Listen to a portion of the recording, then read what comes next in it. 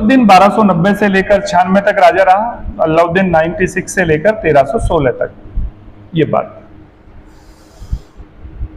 क्या है, हमीरदेव चौहान के बारे में वो बातें हैं जो इतिहास में हमारे एग्जाम में भी सवाल बनती हैं।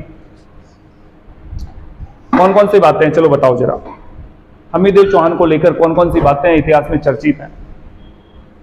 देखिए, हमीरदेव चौहान का शासन था, दिल्ली सल्तनत के जो सुल्तान है अलाउद्दीन खिलजी ने अटैक किया।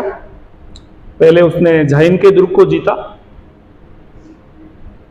और झाइन जो है हमारा रणथंभौर की कुंजी कहलाता है। उसको जीतने के बाद में जलालुद्दीन आता है हमारे रणथंभौर। हमीरदेव चौहान की तैयारियों से घबरा कर वापिस लौट जाता है और कहता है कि ऐसे 10 दुर्गों को मैं मुसलमान के एक बाल के बराबर नहीं समझता।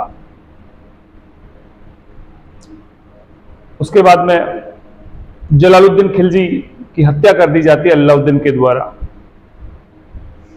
और आखिर जलालुद्दीन ने अपने चाचा जलालुद्दीन ने की हत्या अपने भतीजे अलाउद्दीन ने क्यों की, उसको लेकर मैं बात करूंगा आपसे। आखिर क्या राज है जलालुद्दीन खिलजी की हत्या का। और आपको पता होना चाहिए जलालुद्दीन खिलजी की बेटी से ही अलाउद्दीन ने विवाह भी निकाह भी किया है, उस पर भी बात करूंगा मैं आपसे। लेकिन यहां पर जब दिल्ली सल्तनत की बात होगी तब। लेकिन अब मैं आपको हमीरदेव चौहान के बारे में बात कर रहा हूं। तो हमीरदेव चौहान फिर राजा था, फिर 1296 में अलाउद्दीन राजा बनता है। दरअसल में दोस्तों, एक मोहम्मद शाह नाम का एक भगोड़ा सैनिक है, और ये मोहम्मद शाह अलाउद्दीन खिलजी की एक मराठा बेगम है चिमना। इस चिमना बेगम से संबंध थे मोहम्मद शाह के। इस बात का पता किसको लग गया? अलाउद्दीन को। अलाउद्दीन ने जैसे ही पता लगा, मोहम्मद शाह भाग गया वहां से, रणथंभौर आ गया। रणथंभौर पता चला भाई मोहम्मद शाह कहां गया, रणथंभौर आया है। तो अलाउद्दीन खिलजी ने पहले तो रणथंभौर के राजा के साथ में पत्र व्यवहार किया कि हमीरदेव चौहान, आप हमारे ये भगोड़ा सैनिक है, देशद्रोही सैनिक है, इसने हमारे जिस थाली में खाता उसमें ही छेद किया है, हमारी बेगम के साथ में इसने बदतमीजी की है, चिमना बेगम के साथ में। ताकि चिमना बेगम वो और मोहम्मद शाह दोनों का ही, देखो कोई भी इस प्रकार का मामला आता है तो अकेले व्यक्ति का उसमें दोष नहीं होता है, दोनों का ही दोष है। चिमना बेगम भी उतनी ही दोषी है जितना मोहम्मद शाह। राजस्थान की एक बड़ी परंपरा रही है दोस्तों, शरणागत की रक्षा। राजपूताने का अपने आप में क्षत्रियता का परम धर्म है शरणागत की रक्षा करना। और हम शरणागत की रक्षा नहीं कर सके तो हमारी क्षत्रियता पर कलंक है।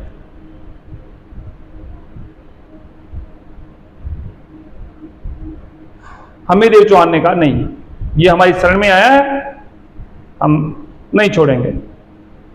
हमीरदेव चौहान हट के लिए जाना जाता है, हमीरदेव चौहान जिद के लिए जाना जाता है, हमीरदेव चौहान शरणागत की रक्षा के लिए जाना जाता है। वो कहावत है ना, आपने सुनी होगी, सिंह सवन सतपुरुष वचन, कदली फल एक बार, त्रिया तेल हमीर हट चढ़े न दूजी बार। मतलब हमीरदेव चौहान जिद के लिए जाना जाता है, और जिस प्रकार हिंदू धर्म में एक बार औरत के तेल चढ़ता है, उसी प्रकार हमीर भी केवल एक बार ही जिद करता है। अलाउद्दीन खिलजी किस प्रकार रणथंभौर को फतेह करे, पूरी प्लानिंग बनाई, योजना बनाई, अच्छे अच्छे एक्सपर्ट बुलाए, और सारे एक्सपर्ट ने सलाह दी कि सुल्तान, रणथंभौर को जीतना बड़ा मुश्किल है। जब तक रणथंभौर के अंदर के लोग हमें सहयोग नहीं करेंगे तब तक हम रणथंभौर नहीं जीत पाएंगे।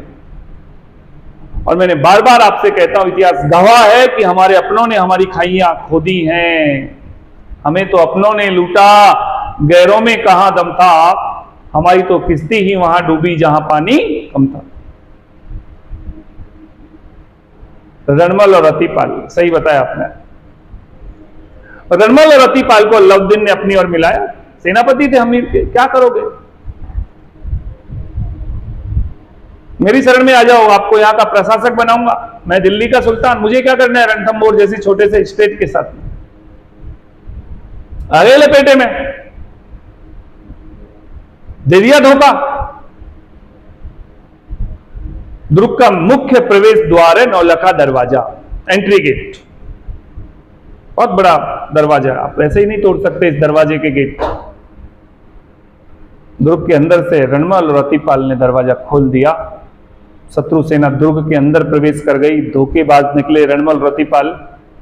हम्मीर देव चौहान को पता नहीं था कि ऐसा भी हो सकता है, पूरी तरह से आश्वस्त थे अंदर तो कि अंदर आएंगे ही नहीं।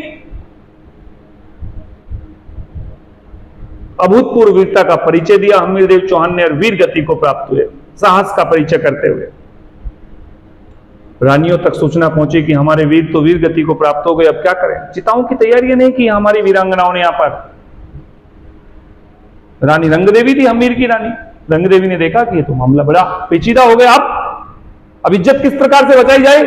एक ही बात, पास में पद्मला तालाब था, रानी रंगदेवी, राजकुमारी देवल दे और जितने भी वीरांगनाएं थी अपने आप को पद्मला तालाब में झोंक देती हैं और जल जोहर कर लेती हैं।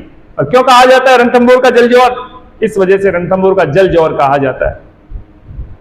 राजपूताने में हमारी वीरांगनाओं ने अपनी इज्जत की रक्षा के लिए, अपने सतीत्व, पतित्व, मान, मर्यादा, इज्जत, इन सब की रक्षा के लिए अपने आप को अग्नि में विसर्जित किया है।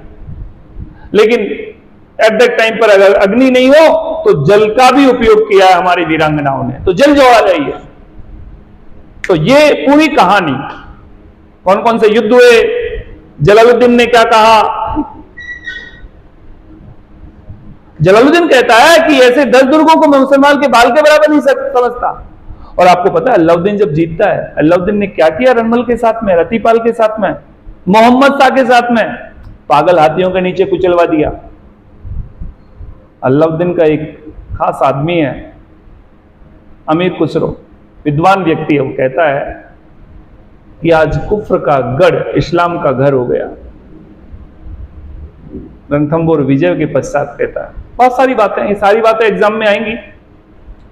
टॉपिक डालिए आप, हम्मीर देव चौहान, समय डालो 1282 से